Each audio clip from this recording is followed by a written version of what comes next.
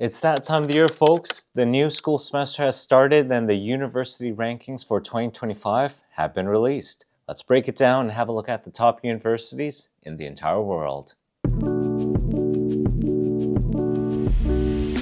Hey everybody, how's it going? My name is Paul. I'm from the Keystone Education Group, where we connect students with universities. And today, let's have a look at the best universities in the world for 2025. The QS World University Rankings just released their list back in June. So let's take a few minutes to look at which universities placed in the top 50. As always, competition was fierce and the educational landscape is ever changing. Although I'm sure the top 10 universities stay relatively the same every year. For our list today, QS grades every university on the following factors: academic reputation, employer reputation, faculty to student ratio, citations per faculty, international faculty, international students, international research network, employment outcomes, and sustainability. They compile all these sources together and then rank each university. So without further ado, let's get into it. Starting with the universities ranked 41 to 50, you're going to notice some interesting rankings since it is possible for schools to tie for the same rank. We had 3 schools tied this year for the 50th spot, and we have to give an honorable mention to the Hong Kong University of Science and Technology.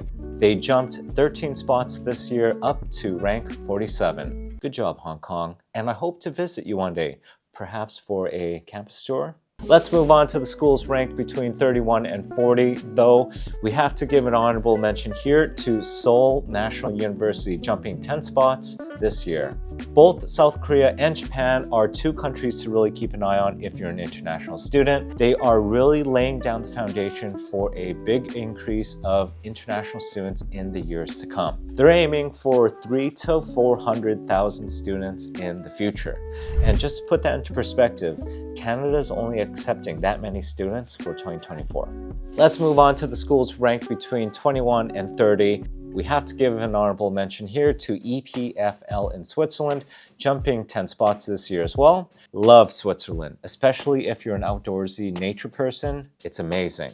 This year, schools from 13 different countries around the world made up the top 50. The US is still leading with 16 of their universities, but it really shows that you can get a good education in many places around the world. Now, some of these schools are going to be pricey, but there are definitely schools that rank very high that have affordable tuition fees as well.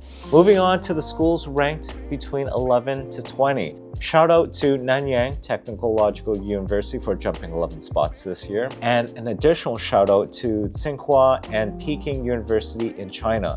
10 years ago, in 2015, there was only 1 university in China that placed in the top 50 universities. 10 years later, for 2025, there are now 5 universities in China that are placing in the top 50 universities. China has been carefully improving the quality of their universities and their education, and it's really paying off.